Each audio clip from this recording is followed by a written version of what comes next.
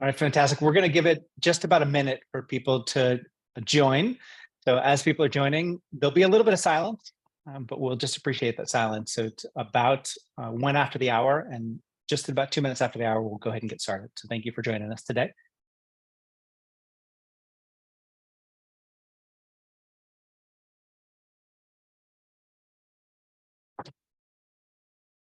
If you are logging in, you are in the right spot. So thank you for joining us today. Today's webinar is going to get started in just about a minute. We are here today to talk about harnessing the full power of AI with generative and predictive intelligence. So let's give us just about a minute. We'll have some more people join, and then we'll get started.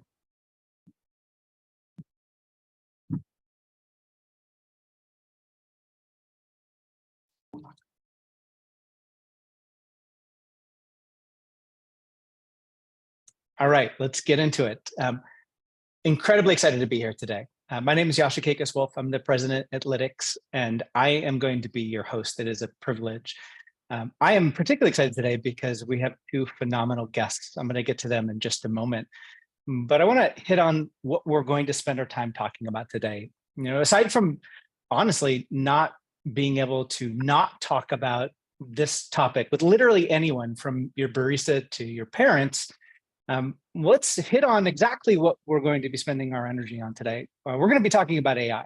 And AI, just for general context, is a branch of computer science, semantics, deals with the creation of artificial agents. And they are fundamentally systems that can reason, they can learn. And now, and I think historically, they've also been able to act autonomously. It's not a new field. I want to be really clear about that. AI is not new. But in the last several months, we've been hearing quite a bit about a new topic within the context of AI called LLMs. And we've been hearing about it nonstop, like absolutely nonstop. LLM stands for large language model. It's a type of AI that's trained around a massive data set, an enormous data set. This allows the LLM, that massive data set, to generate text. It's almost conversational. In some cases, it's almost indistinguishable from the kind of conversational human written text that you or I may have in the context of a discussion that we're having online. So today we're going to hit on AI. And I couldn't be more excited to be joined by two amazing guests. Greg Blackman, who's the founder of Product Pair, and Drew Leninga, who's the chief data scientist for Lytics. I'm going to hand it to them in just a minute, and they're going to give you a little bit of their background. But today's discussion, we're not just talking about AI writ large, because that's happening all over the place. We're going to talk about, I think, a lot of the questions that maybe everyone that's joining and everyone that's listening to this on a replay wants to ask, but maybe is afraid to ask or doesn't have the right venue to ask. I'm really interested in understanding, especially from these two experts, why is AI exploding right now, especially as a field that's been around for a long time. And there's I think a topic, Drew and Greg, that we'll hit on that is also interesting and important, culturally significant. Will AI end the world, or is it going to bring on the next industrial revolution? There's a lot of, I think, cultural resistance and confusion around what exactly is happening right now that I think is important for us to be able to dig into. There's an ecosystem that exists around this field of AI and the practice that's starting to show up that is complex, and it's changing incredibly rapidly right now. There's a lot of different players in the ecosystem, including technology giants, the Googles, the Microsoft, and a lot of new upstarts and research institutions as well. And we're going to explore that. And we're going to talk about the cloud's involvement as well, the Azures and the Google Clouds and the AWSs, because this world is so interconnected, especially if you work in the world of technology, that it's important for us all to leave today in the next 25 minutes with a strong foundation for how we can start to think about what the impact of all that's happening right now can have on our businesses. So when you leave today, there are a few things that I hope you leave with. We all hope you leave with, and that's understanding how this cultural moment of AI can have a relationship into the business that you're running right now. Maybe that you're responsible for, that you're a part of, or that you might consider starting. What are some of the use cases that you might be thinking about that are relevant to you? And maybe most importantly, how can you, as a person who's listening today, stay informed about all the rapidly changing nature of the ecosystem around AI? So with that, like I said, we have two unbelievable guests here today. Greg, I'd like to start with you. Thank you for joining us. I appreciate it immensely. Would you care to give a little bit of an introduction? Sure. Joshua, what an introduction. Thank you very much. Happy to be here. So quick background on myself and Product Pair. So Product Pair is a product innovation studio for data-intensive technology companies. And so personally, I've been around since the AskJeeves.com days in the space. And a lot of companies come to us and they say, we need to start doing AI. And that comes in all different flavors. And, through all of the projects that we've done, it's been an adventure and a journey. And I can go through, in our conversation, what integrating AI and getting on the AI train actually really looks like compared to what most people out there are saying and, waving a flag and saying that they're doing AI. So great to be here. Thank you so much, Craig. I appreciate you being here. We appreciate you being here. Let's do some AI together. Drew, thank you for joining us. You and I have an opportunity to work together on a day-to-day basis. So thank you also for taking time out of your day to join us. Would you care to introduce yourself? Drew Lananga. I am the Chief Data Scientist at Lytx. Been with the company for about 10 years, building AI into, the lifeblood of the company and the platform. And it's always been a fun job. And recently, it's been an extremely fun job. Just the excitement, enthusiasm, the ecosystem, what people are doing, what you're seeing. The pace is so fast these days. So it feels great to be talking about it now. Thank you, Drew, for joining us. I appreciate it. I want to dig on to that kind of last statement that you made. The past few months, the pace does seem to be increasing, and there is a lot of excitement. Well, I'm really curious, especially from a data scientist perspective. And Greg, I want to ask you a very similar question in a moment as well. But Drew, why is AI exploding right now? Why is it different right now? Yeah, I think that the best answer, the shortest answer, is that it got really good. It got really good all of a sudden, pretty quickly. It kind of took a lot of people by storm. So as you said, people have been working on these problems for a while, using AI to augment systems. Previously, you went from Gmail completing your sentence and says, yeah, I do want to meet on Thursday. Thanks for the suggestion, to all of a sudden, here's the template, here's the agenda for the meeting that's happening on Thursday, right? Like that kind of transformation took a lot of people by surprise. But the pace, kind of to your point of the pace, reading through the literature and things and the way that people are talking about stuff, I'll see people talking about something for which the paper was published like 3 weeks before or 2 months earlier. It's just like the newness and the way that people are leveraging systems, tools these days is just it's just faster than it's ever been. It's interesting, Drew, hearing you talk about papers that are being published and studies that are coming out, and the speed, kind of the rapid nature of that all happening. And Greg, your business is all about engaging with companies. Are you seeing kind of a different reason, or is it complementary to Drew's point of view on why AI is exploding right now? What's Product Pair think about the world right now and AI exploding? Yeah, so in my view, the reason that AI is exploding is because everyday users can now feel it, right? So when you look at apps, historically, if you're on a Google Maps or your recommendation engine, you've been using AI sort of, in the background without actually knowing that it is processing a lot of information. But now, I mean, I don't know how many times if you go to the next holiday, there's going to be your cousin who's going to pick up the phone and say hey, check out this Mid-Journey photo that I just showed you, or check out this this Chat GPT. And it kind of falls into a world of where it's you can directly interact with it and you can see the response back to it. And I think that has just kind of shocked people. And then that obviously spins a whole bunch of hype downstream from there. I want to stay with you, Greg, on this topic. there's a lot of kind of corporate strategies that feel like they're at play right now. Do you feel like the kind of OpenAI and Microsoft relationship spurred a lot of the interest in kind of we'll call it the progress that we're seeing around the popularity of AI right now, or is that just a side note in the history of AI? Oh no, it's definitely the launch of ChatGPT was massive, and there was a huge marketing push behind it as well. So I mean, it went from it being integrated, like I was saying, integrated into the background, to now everybody's heard of it. Like we were talking right before this, and just a little group about how I'm talking about ChatGPT with my parents, right? So yeah, it's definitely because of the push from ChatGPT. Drew, I want to come back to you. The term I've been using, it's kind of a blanket statement, right? I've been saying AI, even kind of by little introduction, but truthfully, that's not accurate, right? There are multiple kind of ways to think about AI, and generative AI is really at the forefront, at least in my mind, of what we're spending our energy on.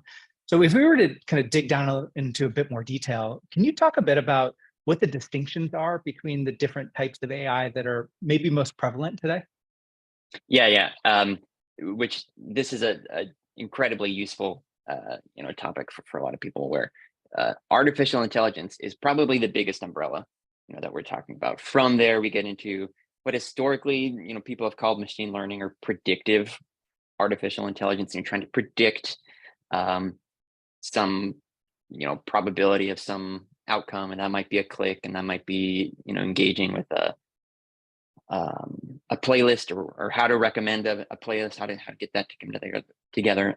That's all been kind of predictive AI. Generative AI is a little bit more different, and specifically, I think, in a lot of times, for a lot of the people on this webinar, we're interested in language models. Greg brought up Midjourney, right, which is image generation, and a lot of really cool things happening there. On kind of the vision side, the image generation, we've seen what that is starting to look like in the form that takes. LLMs, as you mentioned at the beginning, these language models, it's helpful to remember that they're language models. You feed them language, and they give you language out in the end, and figuring out that interaction pattern to get the language that you want out, and what language you need to put in to get that to happen is really important. But understanding from a terminology perspective, when somebody's talking about generative AI, what does that mean? We're getting new data, here are these models doing it. So that's some of the distinctions you'll see people using when they talk about it. I think that's super helpful context. And maybe if we kind of move ourselves down in the conversation, do we go from like predictive AI to generative AI to like chaos and destruction? Or do we go into the golden age of the next kind of age of humanity? Again, and Drew, maybe I'll stay with you. And then Greg, I want to ask you the exact same question, but like, where are we headed? And maybe let's bind it to time. Like, Drew, where are we headed in the next 12 months? And then where are we headed in the next 5 years with AI kind of broadly? Yeah. So from AI also, there's this subfield that some people refer to as AGI, kind of this generalized intelligence that is, it's more than a language model. It's a system. It's autonomous. It thinks. It can reason. And that's when OpenAI was founded initially.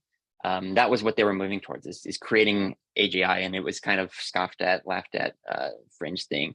A lot of experts thought we were 50 years out from this being a possibility.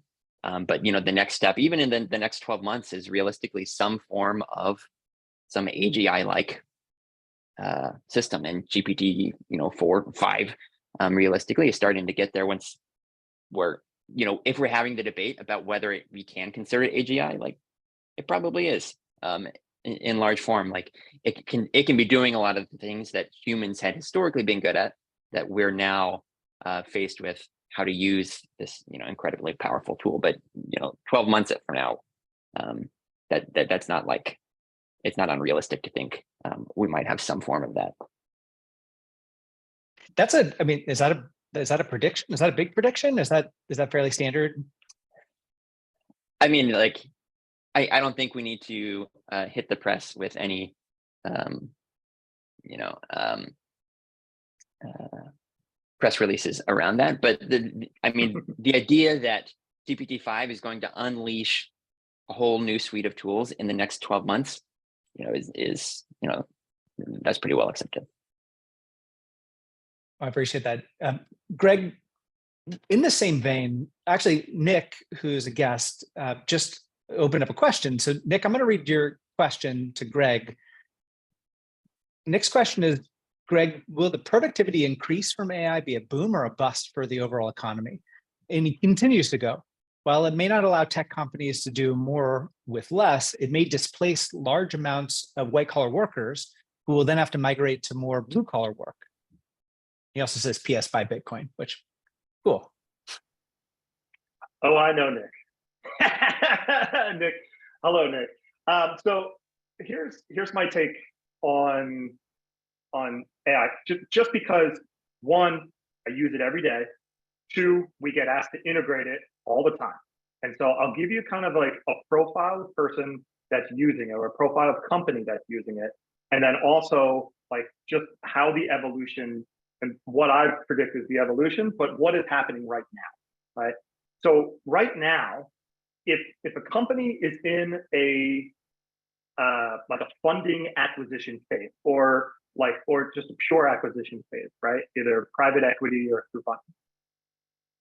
On some level, for them, it is more important to say they're doing AI than actually do AI, right? And so that always boils down to an AI feature. Now, for longer term, larger companies, the execution that I have seen right now has been larger established companies also launch a feature using probably most likely ChatGPT or like a open source version of it, right? Now, the longer question is, what does this do from a work perspective, right? And a work perspective, if you've ever tried to start a business yourself, like let's start at the startup level. If you've ever tried to start a business yourself, you're using your own funds, right? Or a limited amount of funds from somewhere. And so you want to do things on the cheap and you want to do things fast, right? And so you go and hire folks that are out there that can do all of these things. So I need a logo here, I need a design here, I need this, I need that, so on and so forth. What is happening is when you combine the maturity of those platforms, features that are coming out with those platforms, a lot of the work that was once needed somebody really technical or well-versed in that platform has now become, cannibalized by AI. So for example, I'll give you a couple of examples. Like I know Lytics, for example, has put in, ChatGPT-like features for SQL queries. So now that you can do segmentation without, knowing how to do SQL.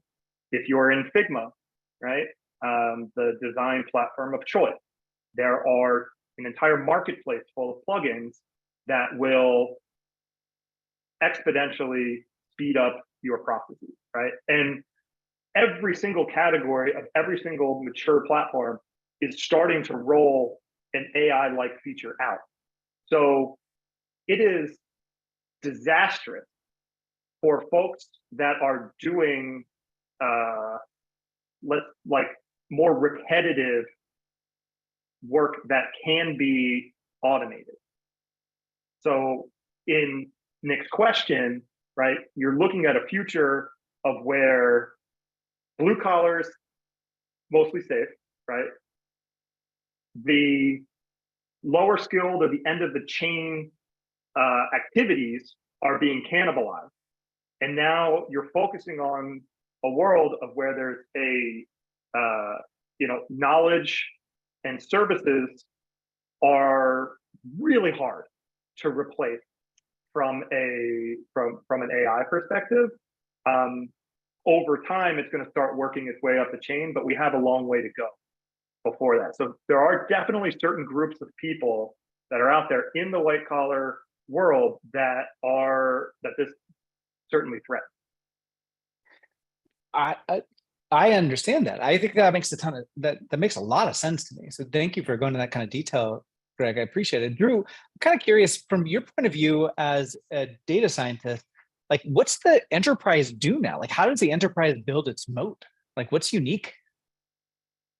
Yeah, I mean it's a great question. It's a multi-trillion-dollar question. The the key is, I think, in part at least, recognizing the things that these systems are good at and how to leverage those. And they're good at synthesis, and they're good at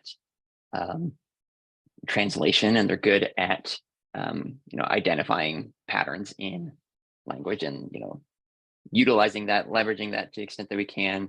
From a software perspective, anything that is configuration, setting things up, everything that's boilerplate. And Greg's talking about boilerplate in a lot of like white collar contexts, and all of this boilerplate now we can think of as like not part of the equation. And so what do people start identifying and focusing on? And to your point on the business and the enterprise side, it's I think identifying what boilerplate exists.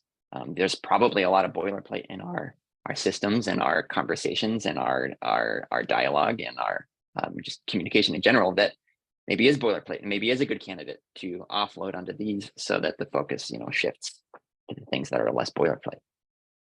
So let me be hyper direct then. Like how can I tool my business, right? If I'm listening into this webinar, how can I tool my business to be one, ready, but two, not get destroyed by AI? Yeah, which I think it's going to be different for every business. And some of the themes that are consistent, though, across any industry is that in order to use these tools, we have to get better at translating our tasks into prompts. There's a whole field in AI these days called prompt engineering, and the idea is if you've used ChatGPT and you used Bard, the more specific you can get with a prompt, the better your answer is going to be. If you ask it to do a math problem, it probably won't do very well. Surprisingly, if you ask it to show your work, it's going to do a lot better. And surprisingly, even more, if you ask it to give you the right answer, it's going to be more correct than if you don't. Right? This process of taking a task and putting it in terms that a language model can use is going to be really important. And sponsoring things like hack days internally and exercises for people to identify what processes do we have, how do we translate these into prompts, and how can we start investing in and refining some of those tools is definitely the first step in that direction. Thank you. And Greg, for you, like how can I tool my business? How do you tell the businesses that you're working with that they should be tooling their business so that they aren't getting left behind or getting disrupted or destroyed by AI? Yeah, so there's the sexy answer, and then there is the practical answer that I would suggest. So the sexy answer is, hey, let's go grab something off the shelf and come up with some, great new feature for everybody. The real practical answer here is, as I was saying, that more mature companies are embedding it in their platforms all the time. So you're using it all the time.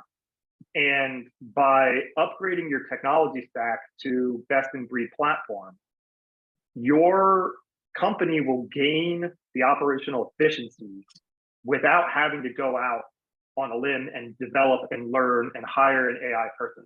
If you want that for the story, great. But if you're looking to make, outsized gains compared to your competitor, most likely they aren't grabbing and integrating, a modern data stack and best of breed platforms that are already taking the burden of putting AI into their platform. Hey, look, I mean, I live in the world of data, so I certainly appreciate that as advice. I do think that right. I think fundamentally there are two corpus of data that we have an opportunity to look at out of the gate where AI can add a tremendous amount of value into the organization. The first is in your data pipeline focused around customer data and analytical data. And the second is around this really interesting, oftentimes unstructured set of data that's related to what I would call broadly marketing or go-to-market. And those are two really interesting bodies of data that when you're integrating a modern data stack around in either of those two areas, I think that you can create a lot of value inside the business. So that's where my intuition would lie. I appreciate you kind of leading us down that path. As we think about maybe digging deeper into this conversation around how I tool my business up, Drew, I'm really curious about, in your engagement with enterprise 100 companies around the world, what are the most important use cases that you're leaning in with them on? Like, how are you telling them this is what you should be thinking about right now as it relates to the application of predictive AI and generative AI in particular? Yeah, for me, it's definitely where, again, it gets back to some of the boilerplate conversations on tasks and things that you set up, configuration that sometimes needs domain expertise that we can train a system to do. Right? You give enough data, you give enough a big enough corpus to these models and these machines, and you're going to get great output. And you'll see that if you're trying to train a system and it's trying to do a thing and it does something wrong, you can tell it, no, I actually don't want this, or this is actually incorrect. Why don't you read these documents, and why don't you train yourself or gain this additional context?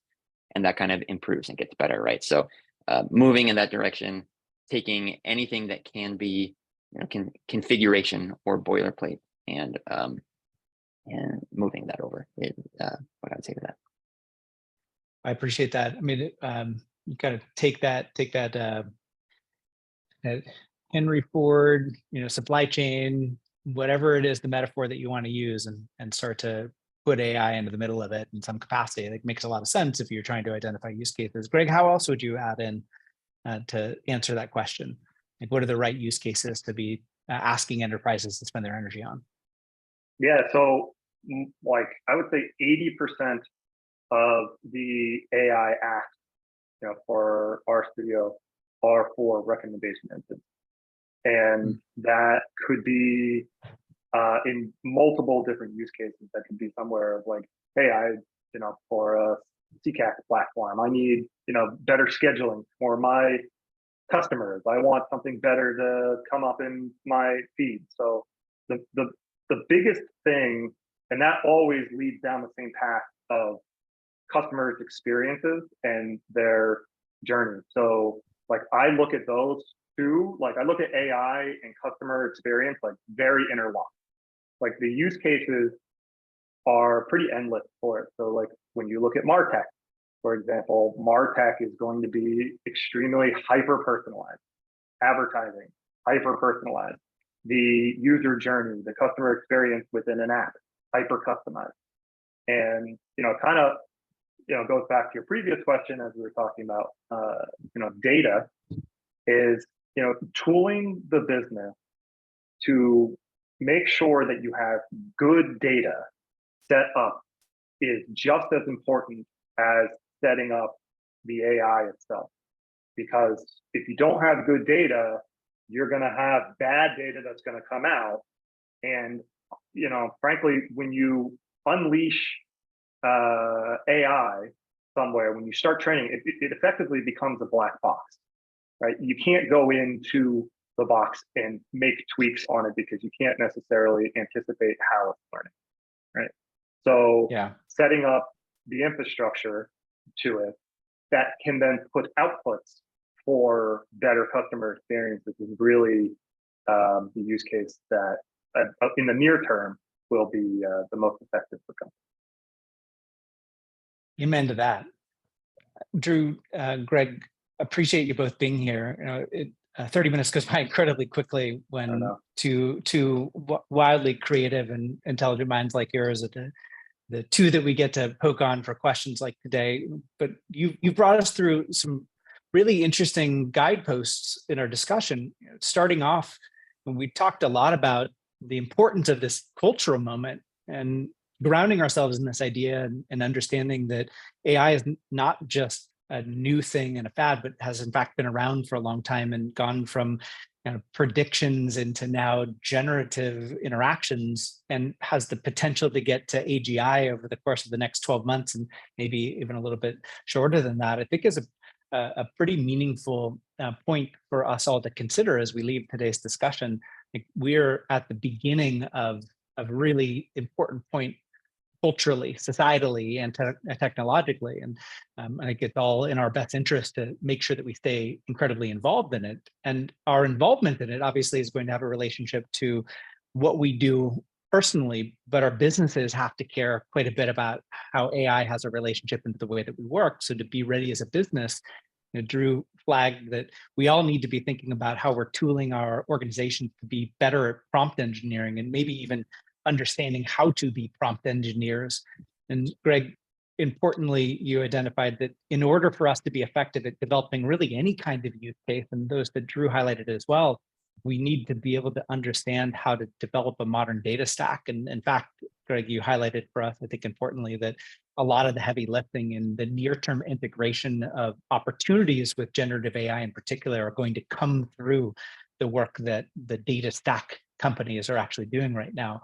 I think that puts us in a position to ask both of you one important last question before we wrap up. And that is, Drew, first to you, like, if I leave today and am excited and interested in continuing to stay abreast on what's happening in this space broadly, like, where do I go? What do I need to do? Where can I learn? Yeah. So the things move so fast. The literature and things are hard to even stay on top of when you're trying to stay on top of it. But the places like, if you're into the weeds, Twitter is a really great place. Can be a really great place to look for those things. GitHub, also all of the projects that are happening on GitHub, like, just follow the developers. Wherever there's a bunch of stars in a project and like interest in an area, there's a lot of movement and exciting things to stay on top of. But there's also plenty of product experts, people at Product Bear, for example, plenty of expertise to go around there. Outstanding. Greg, to close us out today, if I want to stay abreast on what's happening in this space, where would you recommend I spend my time? Thank you, Drew, for the plug. You saved me from doing it myself, so thank you. No, but I mean, really, it's very meta. I actually use AI to learn about AI, right? So I have a very customized Feedly system set up. I really want to separate all the noise from it. And I'm a very active product hunt user, and I primarily use, and I try it, like, I love every new platform, so I'll try every marketplace and every plugin available. It's a lot of experimentation, and a lot of the stuff that comes out, 90% of it's not going to be great. But then once you discover, the nuggets in their early form, you sort of start getting you just start getting a feeling about, like, what's really going to start working once it starts solving the issues that your company has itself, or you individually have. Thank you. I appreciate that. Greg, if anyone is interested in finding out more information about Product Pair, they can find you at productpair.co. Drew, thank you. If anyone wants to find more information about Lytx, they can find you at lytx.com. Both of you, appreciate your generous sharing of your intellect. It's been a wonderful discussion today. Appreciate both of your time. Have a great rest of the afternoon. Yep. Thanks. And back to you. Thank you very much.